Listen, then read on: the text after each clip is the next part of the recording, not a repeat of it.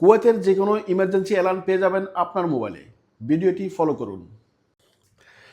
প্রথমে আমি দেখাচ্ছি যারা আইফোন ইউজার আছেন তাদের জন্য। আপনি সেটিংয়ে যাবেন, সেটিংয়ে যাওয়ার পরে আপনি চলে যাবেন আপনার মোবাইলের নোটিফিকেশনস এই অপশনটিতে।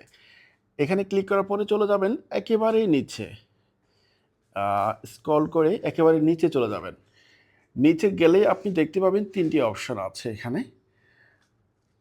সেটি হচ্ছে emergency alert, general alert and text alerts. এই ৩টে অপশন অন করে দেবেন।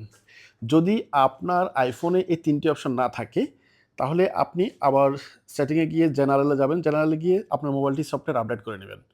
আপডেট করার সাথে সাথে আপনার মোবাইলের নোটিফিকেশনের নিচে এই ৩টি অপশন চলে আসবে এবং ৩টি অপশন অন করে দেবেন।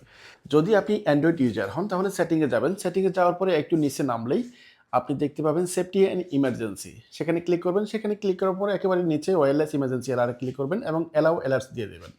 তাহলে আপনার কাজ শেষ। এরপরে আপনি মোবাইলে পেয়ে যাবেন যে কোনো কুয়েতের ইমার্জেন্সি অ্যালার্মটি। ধন্যবাদ সবাইকে।